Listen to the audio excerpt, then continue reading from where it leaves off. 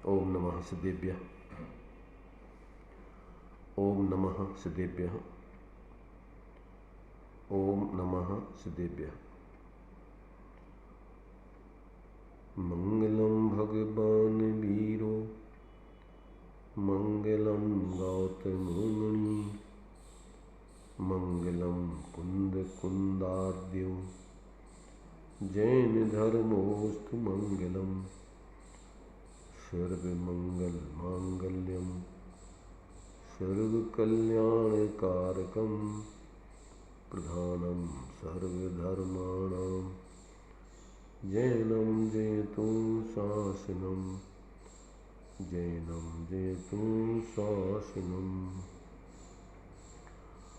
मुक्ता मुक्तैकरूपो यः कर्मभिः संविदादिनः अक्षयं परमात्मानं ज्ञानमूर्ति नमामि तम्। सर्वकर्म से मुक्त हुए पर जो ज्ञानादि युक्त सदा एक रूप अक्षय परमात्म ज्ञान मूर्ति को नमन सदा।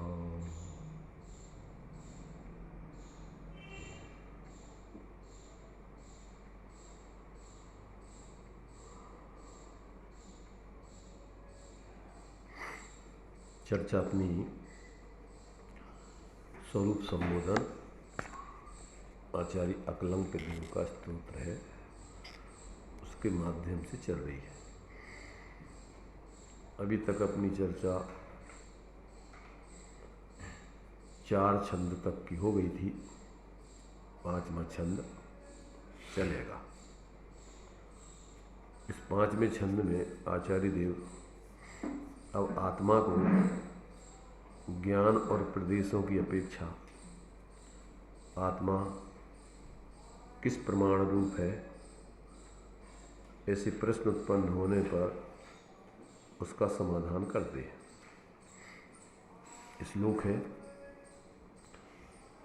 स्वदेह प्रमितश्चायं ज्ञान बोलो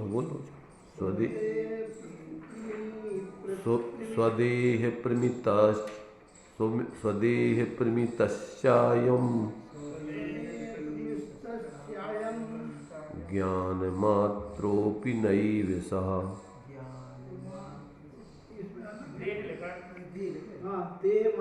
दे गलत है, ज्ञानमात्रोऽपि नैव सः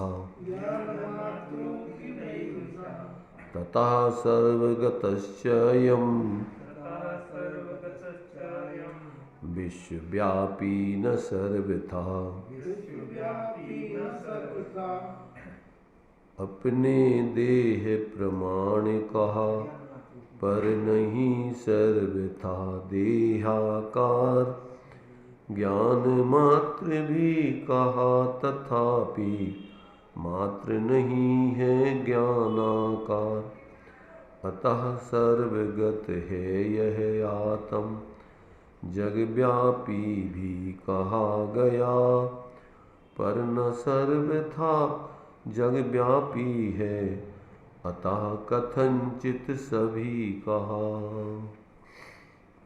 देखिए क्या कह रहे हैं यहाँ। यह आत्मा अपने शरीर प्रमाण और ज्ञान मात्र भी है। स्वदेह प्रमितश्चयं ज्ञान मात्रोपि और नैव सः।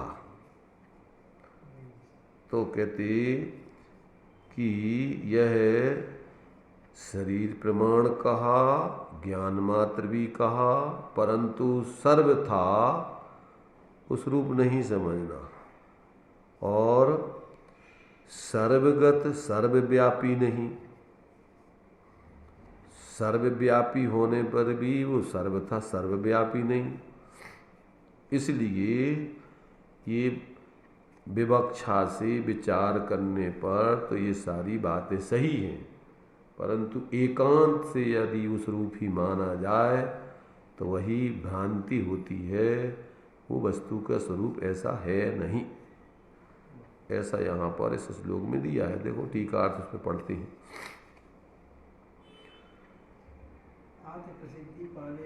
नहीं, इधर से नहीं पढ़ना है। अयम यह आत्मा जिस कारण स्वदेह प्रमिता अपने स्वीकृत वर्तमान शरीर प्रमाण है, ततः उस कारण ज्ञान मात्रोपि ज्ञान मात्र भी है।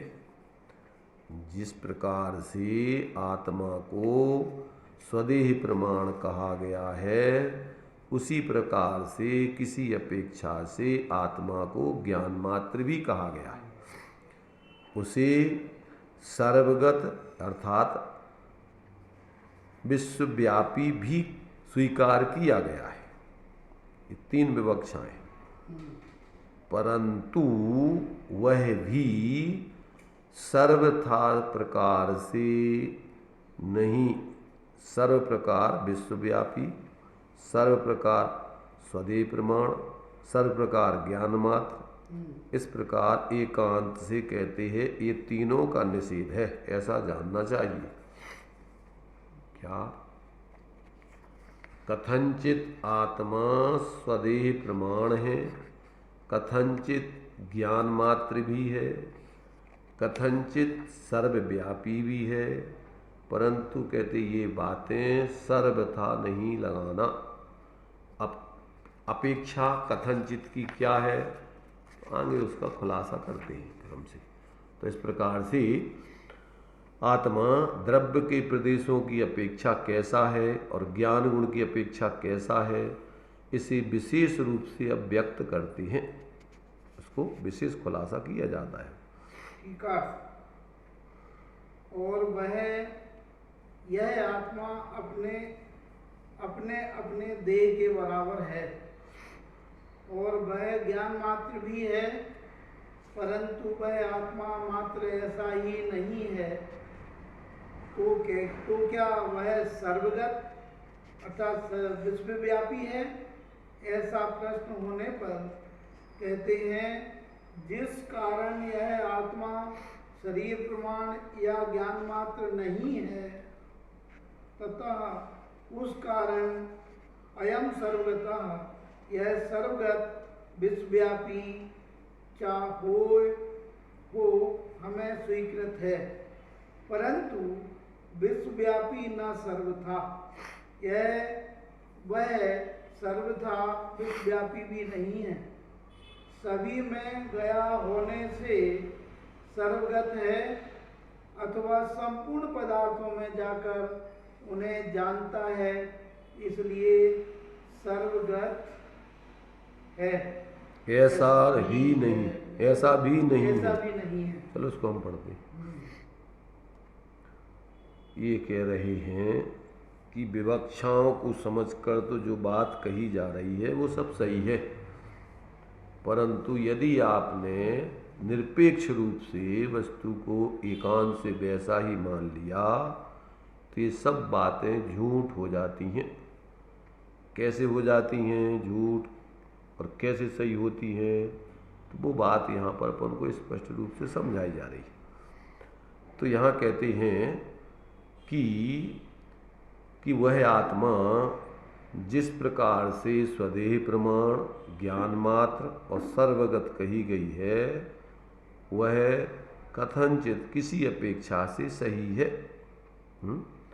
परंतु इसको यदि आप कैसा मानते हो कि यदि आप इसको शरीर प्रमाण अर्थात शरीर रूप ही मान लेते हो, अथवा आपको मात्र ज्ञान एक गुण रूप ही मान लेते हो, अथवा यह प्रदेशों से सब लोक में फैल जाती है, लोकालोक में विश्व में चली जाती है, अर्थात ये पूरा सर्व में पहुंच जाती है, तो कहते ऐसा नहीं समझना।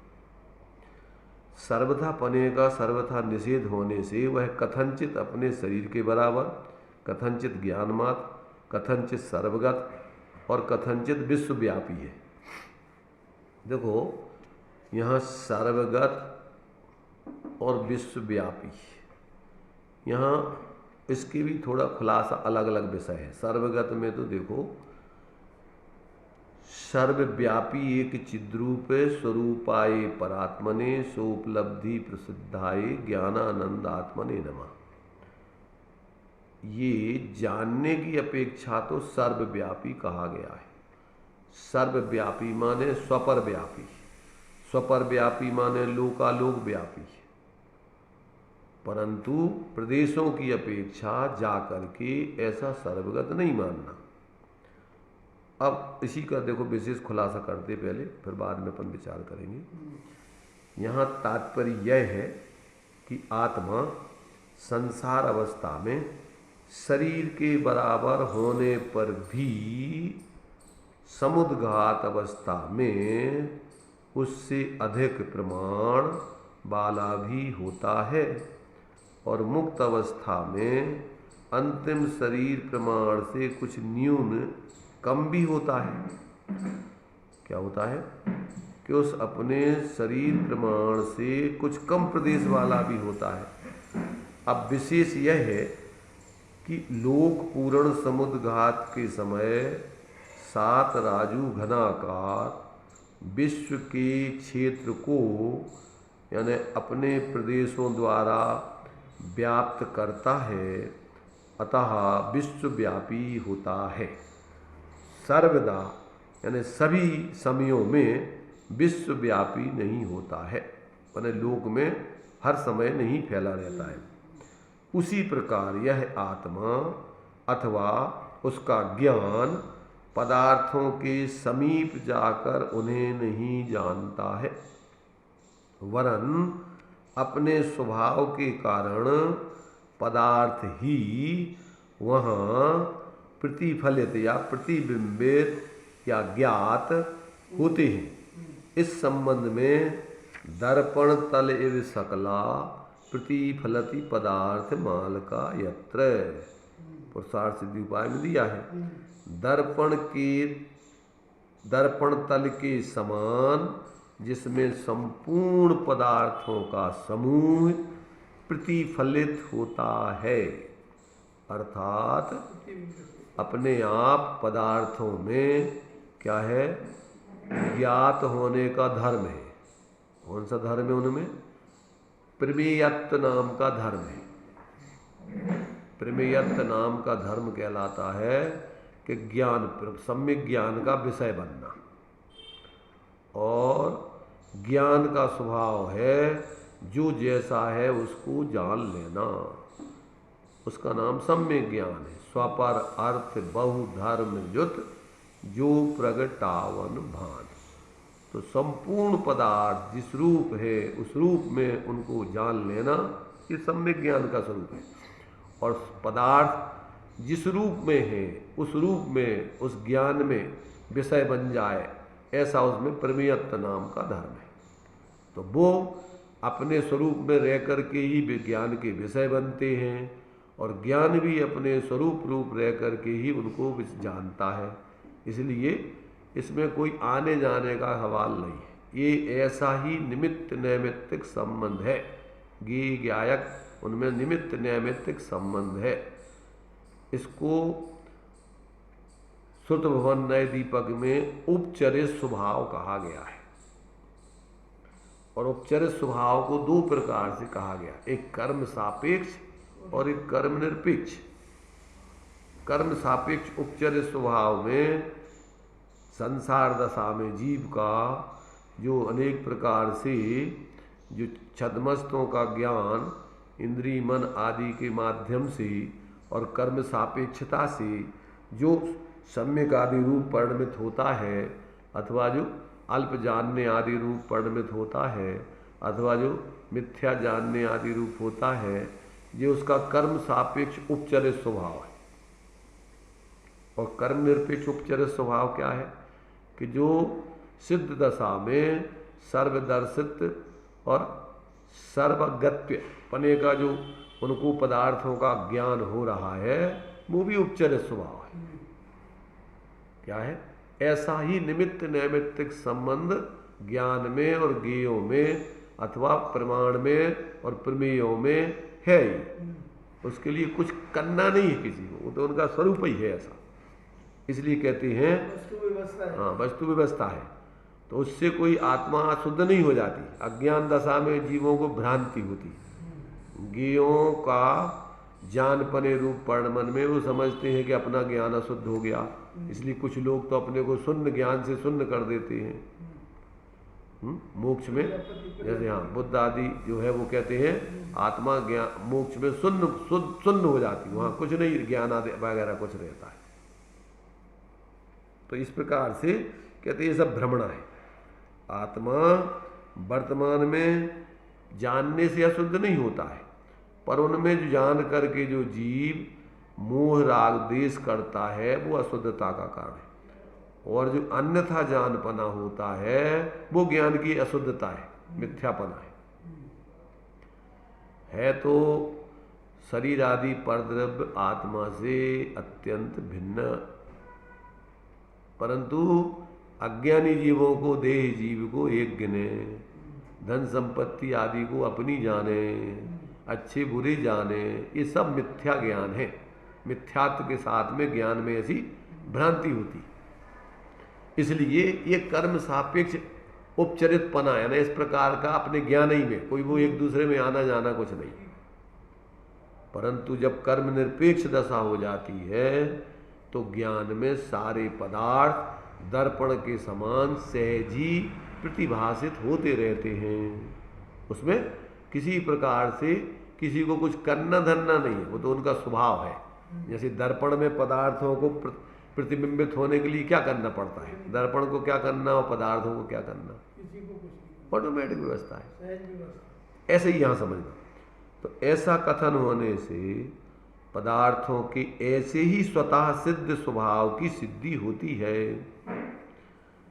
नेत्र से भिन्न स्पर्शन आदि चार इंद्रियों का स्पष्ट ग्राहित्व अर्थात पदार्थों के साथ सन्निकर्ष या सन्निकष्ट होकर संपर्क कर उन्हें जानना भी इस पदार्थों के प्रतिबिंबित होने रूप स्वभाव का विरोधी नहीं जानना। क्यों? क्योंकि उन इंद्रियों के स्पष्ट ग्राह्यत्व होने पर भी, यानी छू कर के पदार्थों को जानने पर भी उनका पदार्थों में गमन प्राप्त नहीं होता है। चक्षु और मन द्वारा पदार्थों में गमनागमन के बिना ही उस विषय का ज्ञान हो जाने के कारण भी तथा पूर्ण शुद्ध निरपेक्ष स्वभाव के आविर्भाव यानी आविर्भाव युक्त जीव अर्थात जब सर्वज्ञ दशा हो जाती है, सिद्ध दशा हो जाती है, तो उस समय भी जीव की सर्वथा निरावरण अवस्था युक्त ज्ञान यानी केवल ज्ञान में भी यही स्वीकृत होने के कारण ज्ञान ज्ञेय का ऐसा ही स्वभाव सिद्ध होता है। क्या होता है ऐसा? ज्ञान में ऐसे ही पृथक रह करके पदार्थों को जानने का स्वभाव है और पदार्थों को अपने स्वरूप में रह करके प्रमेयत्व नाम के गुण या धर्म के कारण ज्ञान में ज्ञात होने का धर्म है। तो ये जो है कहते हैं इसके लिए कोई परेशानी नहीं है। तो जो नेत्र और मन यहाँ पर भी अपन को प्रत्यक्ष रूप में यानी यहाँ जो दिया जा रहा है कि जो चार इंद्रियाँ जो यहाँ कहते हैं स्पष्टत्व स्वभाव वाली हैं, माने पदार्थों को नज़दीकता से छू करके जानती हैं, तो उसमें कोई आना जाना नहीं समझना, वो भी एक व्यवस्था है औपचारिक। ज्ञान की हीनता के कारण से ऐसा ही निमित्त नैमित्तिक संबंध बनता है, परंतु वो पदार्थ कोई ग्रहण नहीं हो जाते, ज्ञान में नहीं चले जाते, ज्ञान उन पदार्थों में नहीं आ जाता है। तो नेत्र का अप्राप्त कारित्व पदार्थों के साथ सन्निकर्ष संपर्क बिना ही उन्हें जानना, तो प्रत्यक्ष से ही अपन को पदार्थों की भिन्नता पूर्वक जानने की सिद्धि करता है तथा अनुमान से सम्यक प्रकार से यह बात भी सिद्ध होती है, प्रसिद्ध भी है, ऐसा जानना चाहिए।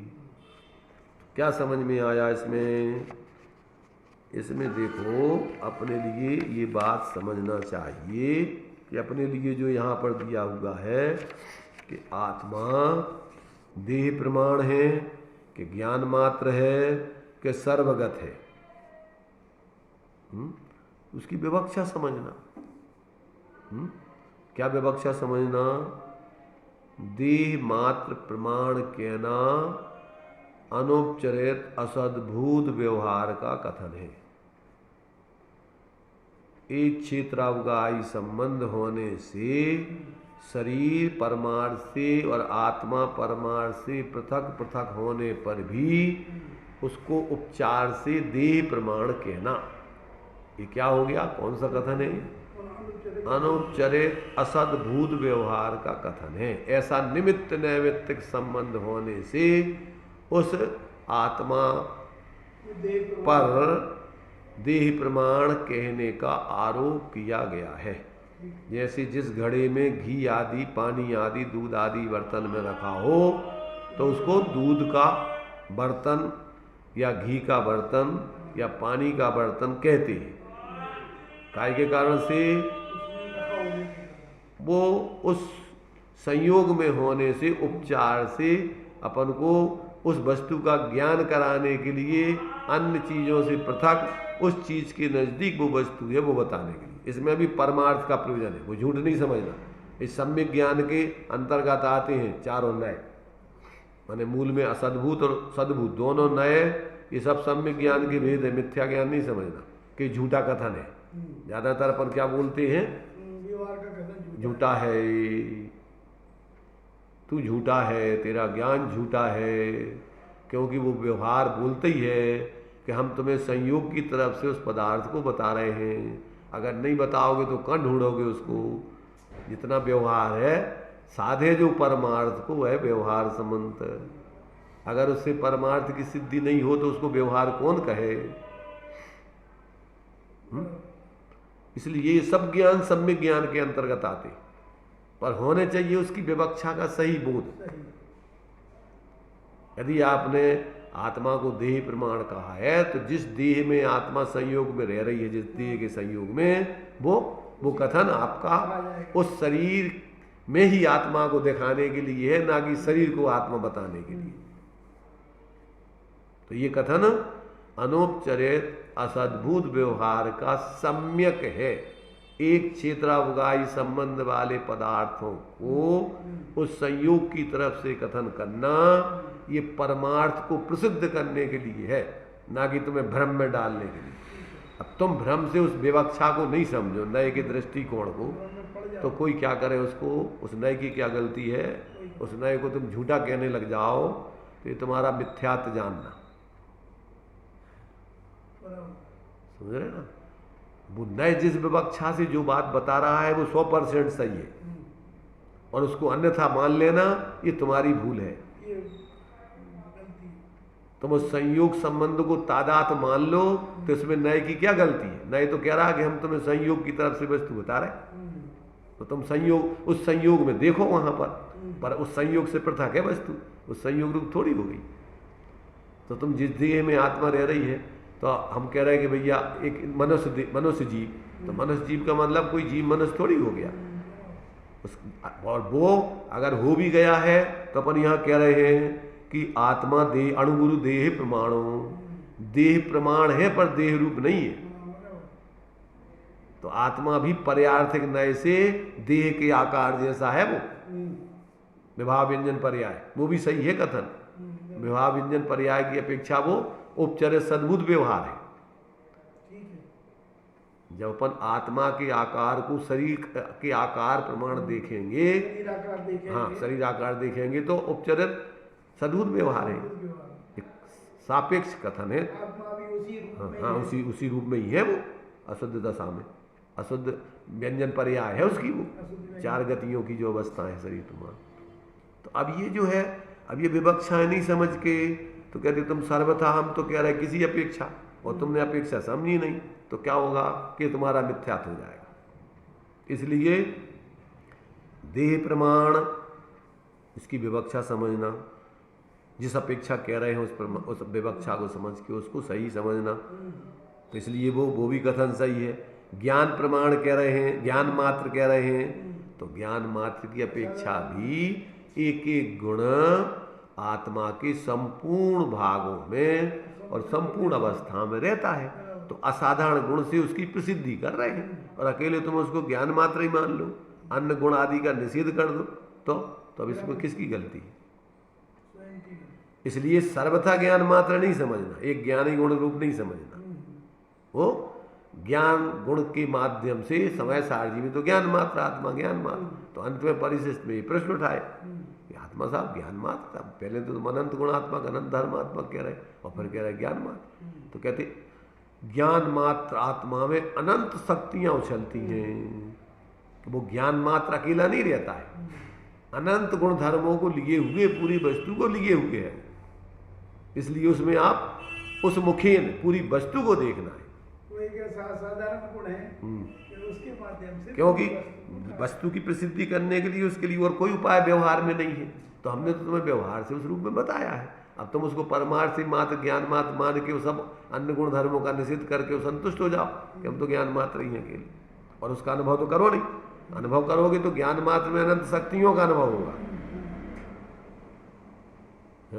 ठंडाई मीठी मात्र है, मीठी मात्र, मीठी मात्र शब्दों में नहीं, कहने में नहीं, वो तो तुम्हें अन्य चीजों से उसकी पृथकता बताने के लिए उस मीठेपन की विशेषता से उसको अलग कराया। जब तुम पियोगे तो काय का स्वाद आएगा? अकेले मीठेपन का। उसमें जो कुछ पड़ा हुआ है सब चीजें उसमें तुम्हें स्वाद में आएंगी। तो इसलिए वो तो तुम्हें अनुभव कराने के लिए गुणमुखीन कथन है। तो ऐसे कहते ज्ञान मात्र भी कहा है, तथापि मात्र उस रूप ही मत मान लेना। और सर्वगत भी कहा है। तो ये सर्वगत जो है, देखो एक तो अपने लिए जानने की अपेक्षा क्या है, प्रदेशों की अपेक्षा सर्वगत नहीं होता है, वो लोक व्यापी होता है। सर्वगत में तो लोकालोक व्यापी आता है। क्या कहा ये समझ लेना। सर्वगत, जानने की अपेक्षा, सर्वगत तो जानने की अपेक्षा आपके लिए लोकालोक स्वापर सबको जानता है। आत्मा के जानने में कुछ नहीं बचता है। इसलिए ये कथन कौन सा है? उपचार का कथन है। परद्रव्यों को जानने का कथन उपचार का कथन है। समझ रहे ना? क्यों कि ज्ञान में जो जैसे पदार्थ हैं उस प्रकार का जो आकार बन रहा है, ज्ञान की अवस्था विशेष हो रही है, उसके निमित्त नैमित्तिक संबंध से या ज्ञेयक संबंध के कारण उसको वैसा कहा जा रहा है। सर्वथा झूठ नहीं समझना। और उससे आपको बाह्य पदार्थों का ज्ञान कराया जा रहा है, ना कि तुम्हारे लिए ज्ञान को या आत्मा को उन पदार्थ रूप कहा जा रहा है। इसमें भी प्रयोजन है आचार्यों का। अगर ये नहीं सिद्ध करेंगे तो इस लोक की व्यवस्था को कौन बताएगा? खुदा। इस लोक को किसने जाना? कैसे सिद्धि करोगे इस लोक की? अजीब तो जानते नहीं है, बता भी नहीं सकते। सर्वज्ञ बता सकते। इसलिए ये कथन भी सर्वथा झूठ नहीं समझना। ज्ञान में उस प्रकार के पदार्थों की विशेष जानपने रूप परिणमन होने के कारण आत्मा सबको सर्वव्यापी, सबको जानता है, सर्वज्ञ है। ये कथन भी परमार्थ की सिद्धि करता है कि आत्मा की पर्याय सर्वज्ञों के आकार रूप, जानने के आकार रूप परिणमित हो रही है, पर है वो अपने ज्ञान स्वरूप ही, आत्मा रूप ही, वो कोई पर रूप नहीं हो गई। तो उससे कोई अशुद्धि भी नहीं समझना। अज्ञानी जीव क्या जानता है? गे आकार ब्रह्म मल माने, नाशकरण को उद्यम ठाने, वस्तु स्वरूप मिटे तब क्यों ही, मूर्ख खेद करे तब यूं ही। क्या करता है? ज्ञान में गे आज जानने में आ जाने पर ऐसे मानता है कि अपने ज्ञान की अशुद्धता हो गई। तो क्या करता है? अपने ज्ञान की गेयों के आकार को मिटाना चाहता है। तो अनेकांत उसको जिलाता है कि भैया ये अपने पर्याय का इस प्रकार व्यवहार से जानने का स्वभाव है, परिणमित होने का स्वभाव। ये पर्याय धर्म है, इसलिए इससे कोई अशुद्धि वशुद्धि नहीं समझना तुम। तो अनेकांत उसको जलाता है। समझ में आ रहा कि नहीं? अभी भी अपन लोग ज्ञान में जानना कोई दोष नहीं है, पर मिथ्यात्व के साथ अन्यथा जानना दोष है। वो तत्व आगम से, युक्ति तर्क से, ज्ञानियों के उपदेश आदि से आप उसको ज्ञान में निर्णय करके अपनी भ्रांति को तोड़ो, तत्व निर्णय करके। और ये नहीं तोड़ोगे तो आप बिना तत्व निर्णय के कुछ भी करते रहो, साधु बन जाओ, बाहर की क्रियाएं करते रहो, त्याग करते रहो, कुछ भी करते रहो, उससे तुम्हारा कोई कल्याण होने वाला नहीं। क्योंकि बिना मिथ्यात्व के याविन ज्ञान चरित्रा सम्यक्ता न लहेसु दर्शन धारो भव पवित्रा। बिना तत्व निर्णय के मिथ्यात्व गलता नहीं है, और बिना स्वरूप अनुभव के मिथ्यात्व टलता नहीं। पहले तत्व निर्णय करो, और निर्णय करके फिर अपने ज्ञान लक्षण से लक्षित ऐसे अभेद आत्मा का अनुभव करके और फिर मिथ्यात्व का नाश करो। अकेले मात्र क्षय ज्ञान में जानकारी कर लेने से ही मिथ्यात्व का नाश नहीं होगा, और बिना निर्णय के मिथ्यात्व गलेगा नहीं। गंदे कपड़े में साबुन पानी लगाए बिना मैल गलेगा नहीं, और फिर उसको पानी से, स्वच्छ पानी से धोए बिना वो मैल दूर होगा नहीं, गंदगी उसकी दूर होगी नहीं। इसलिए पहले उसको तत्व अभ्यास करके सविकल्प ज्ञान में, आगम से, युक्ति तर्क से, ज्ञानियों के उपदेश से आप सविकल्प ज्ञान में आप जैसा वस्तु का स्वरूप निर्णय कीजिए।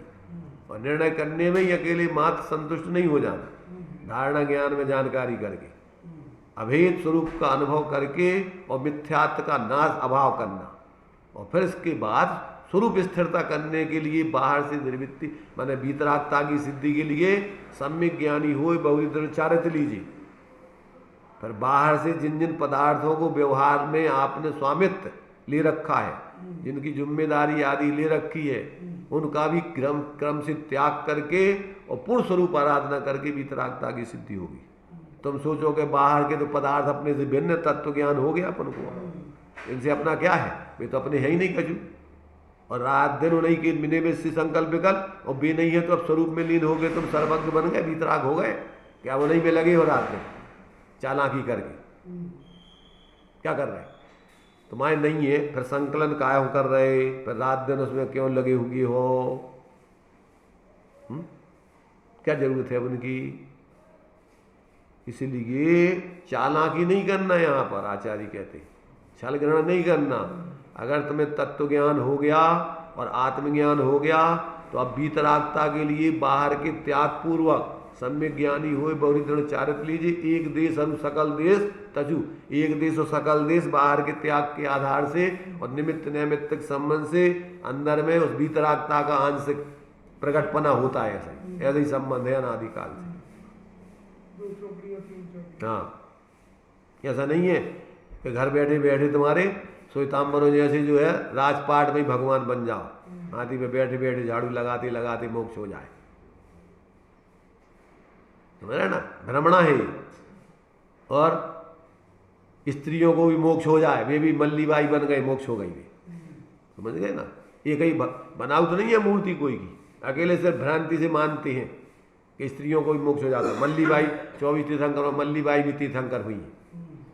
मल्लीनाथ को मल्लीबाई कर दो। मल्लीनाथ तो उसमें मानते हैं। हाँ, वो तो मल्लीनाथ भगवान को अलग मानते, मल्लीबाई को अलग मानते। नहीं, उसी को मल्लीनाथ को मल्लीबाई मानते हैं। मूर्तियां कभी तुम्हारी स्त्री की नहीं बनाएंगे, तीर्थंकरों की बनाएंगे, सब पुरुषों की। तो ये सब चालाकियां हैं, भोले जीवों को ठगने की व्यवस्थाएं हैं, स्त्रियों को भ्रम में डालने की व्यवस्थाएं हैं।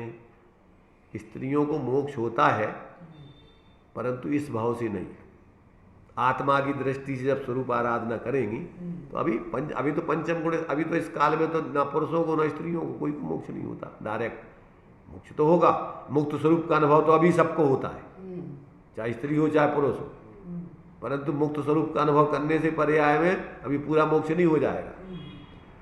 जब तक आप उसका पूर्ण अवलंबन करके वीतराग दशा पूर्ण प्रकट नहीं करोगे तब तक मोक्ष दशा नहीं होना है। और उसके लिए बराबर ऐसी व्यवस्था है कि पुरुष वेश में और बाहर में संयोग रूप में वज्र सब नाराज सेनन आदि के साथ में ही ऐसे उत्कृष्ट शुक्ल ध्यान की सिद्धि पूर्वक मोक्ष होता है। तो ये जब तक आपको पूरा निश्चय व्यवहार का, निमित्त नैमित्तिक संबंध का विवेक नहीं हो, तब तक बहुत जल्दी अपन संतुष्ट हो जाते धर्म के क्षेत्र में, और फिर क्या करते हैं, भीड़ इकट्ठी करके नेतागिरी करने लगते हैं। समझ रहे ना, अपने अपने संप्रदाय इकट्ठे कर करके थोड़े से भोले जीवों को इकट्ठा करके और बस अपने लगे रहते, खुद भी डूबते, दूसरों को डुबाते।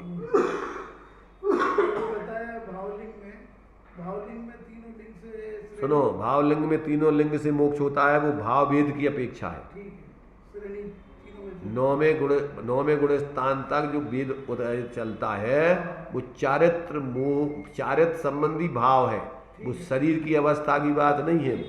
और उन्होंने क्या मान लिया, शरीर से स्त्री मान ली। नपुंसक को मोक्ष बताओ सिद्ध करके, फिर तीनों को मोक्ष बताया, तो वो तो भाव वेद की अपेक्षा है, नो कसाय की अपेक्षा है। वो स्त्री वेद, पुरुष वेद, नपुंसक वेद, नो कसाय के जो भेद है वो तो उसकी अपेक्षा है। इसलिए ये बात अपन को बराबर जहाँ जो जिस विवक्षा से कही जा रही है वो विवक्षा समझना, और वो विवक्षा नहीं समझोगे तो क्या होगा, कि तुम्हारी दुर्गति में तुम्हारी चतुर्गति चलती रहेगी, मरते रहोगे। मनुष्य पर्याय में नेतागिरी का शौक है, मान कसाय की उग्रता होती है। हर व्यक्ति जिस भूमिका में है अपने को श्रेष्ठ बताने के चक्कर में रहता है। नंगा है तो वे कहता हमसे मत टकराना, ना हम तुम्हें रोड पे खड़ा कर देंगे, हम तो रोड पे हैं।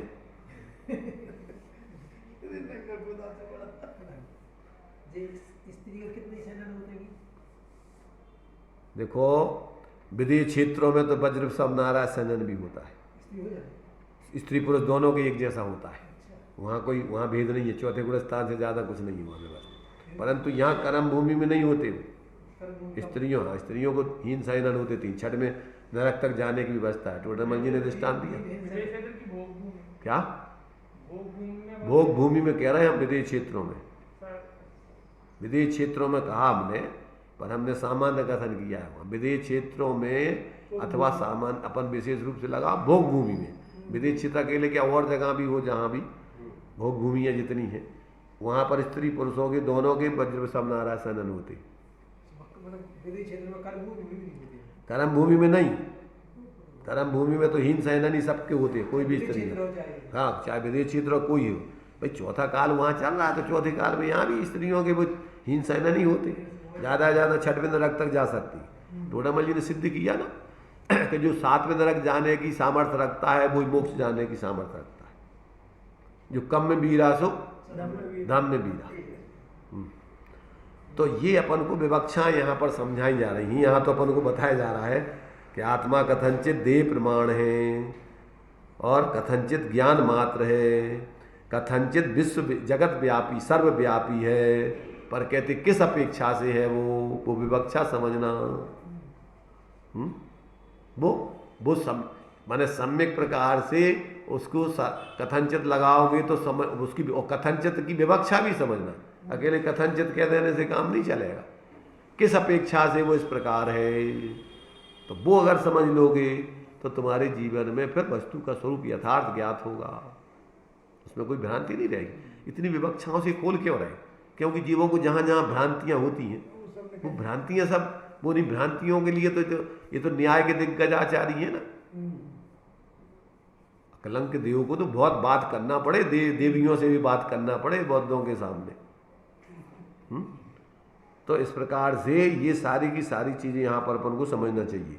तो यहाँ कहते हैं कि यहाँ जो विवक्षा से यहाँ पर देह प्रमाण कहा गया है, तो देह प्रमाण या तो अनुपचरित असद्भूत व्यवहार की अपेक्षा कथन है, और या फिर देह की निमित्त से जो आत्मा के प्रदेश उस आकार रूप हो रहे विभाव व्यंजन पर्याय, वो उपचरित सद्भूत व्यवहार का कथन है। समझ रहे ना? हाँ, वो आत्मा का आकार उस रूप है, अणुगुरु देह प्रमाण, हाँ उस रूप है, वो आत्मा के प्रदेश उस रूप परिणमित हो रहे हैं, अपने प्रदेशों में उस प्रकार का परिणमन उनका हो रहा है। तो जो विवक्षा हो वो समझना।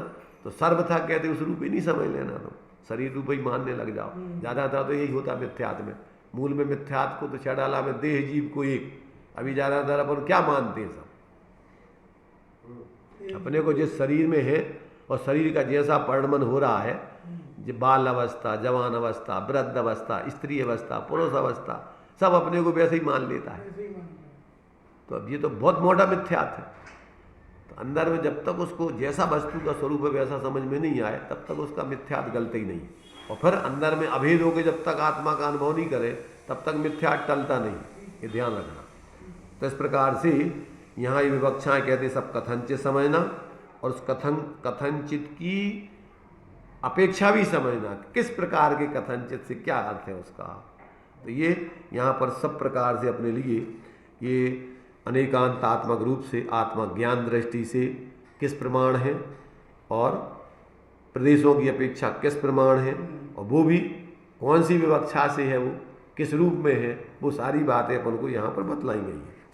तो इस प्रकार से जहाँ जहाँ जीवों की जो जो भ्रांतियाँ होती हैं उन भ्रांतियों को तोड़ने के लिए अपन को यहाँ पूरा का पूरा ये टीका में उनने खुलासा किया है कि संसार अवस्था में ये आत्मा शरीर प्रमाण होने पर भी समुद्घात के समय वह जो है लोक प्रमाण हो जाती है और मुक्त अवस्था में अंतिम शरीर के प्रमाण कुछ न्यून होती है। वहाँ पर विशेष यह है कि लोक पूर्ण समुद्घात के समय सात राजु घनाकार विश्व के क्षेत्र को अपने प्रदेशों द्वारा व्याप्त करता है, अतः विश्वव्यापी होता है। सर्वथा सभी समयों में विश्वव्यापी नहीं। उसी प्रकार वह आत्मा अथवा उसका ज्ञान पदार्थों के समीप जाकर उन्हें नहीं जानता है, वरन अपने स्वभाव में रह करके ही अपना इस प्रकार का स्वपर प्रकाशी स्वभाव होने से उस कारण से पदार्थों को जानता है और पदार्थों को भी इस प्रकार का उनका प्रतिबिंबित होने का प्रमेय ज्ञान का विषय बनने का उनका स्वभाव है। प्रमेयत्व नाम का उनके अंदर गुण या धर्म है, उस कारण से इसलिए वो सब अपने स्वरूप रूप रह करके ही प्रतिफलित होते हैं, ज्ञात होते हैं, ज्ञान में वो आते नहीं हैं किसी प्रकार। ऐसा कथन होने से पदार्थों के ऐसे ही स्वतः सिद्ध ऐसा स्वभाव जानना चाहिए। और दृष्टांत उन्होंने नेत्रों का आदि का दे करके, मन और तुम्हारे से चक्षु इंद्री का दे करके कि भले ही वो चार इंद्रियां स्पष्ट पदार्थों को ग्रहण करती हैं परंतु कोई पदार्थ कोई ज्ञान में चले जाते हो, ज्ञान उनमें आ जाता हो, ऐसा नहीं।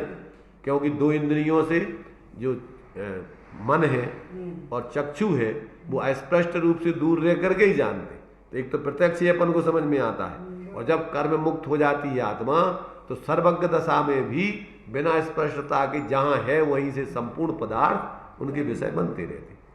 तो इस प्रकार से इसका अनेकांत दृष्टि से इनका जो है एकांत दृष्टि का निषेध और अनेकांत दृष्टि से इन तीन बातों का विशेष खुलासा किया गया। देह प्रमाण सर्वथा नहीं, ज्ञान मात्र सर्वथा नहीं और सर्वगत सर्वथा नहीं। हाँ, किसी अपेक्षा से उसकी विवक्षा अपन ने जो चर्चा की सामान्य से वो समझ लेना, और भी शास्त्रों में इसका विशेष खुलासा दिया ही हुआ है। तो इस प्रकार से अपना 5 नंबर का छंद अपन ने अभी इसे टीका ग्रंथ के माध्यम से पढ़ा है। प्रवचन ने जो दिया खुलासा वो अलग है, उसमें अभी अपना टाइम यहीं पर इतना ही हो गया है, यहीं इसको विराम देते हैं।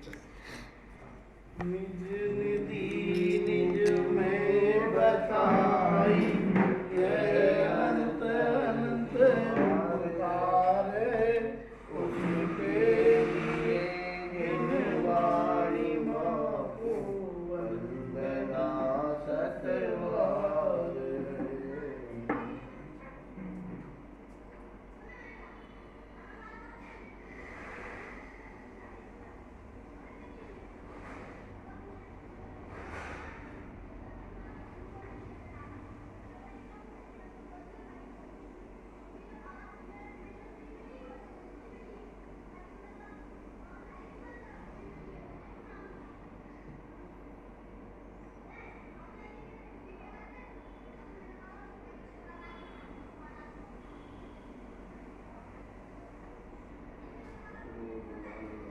द्वादशां निर्माणी पंच परमेष्टि भगवंतो।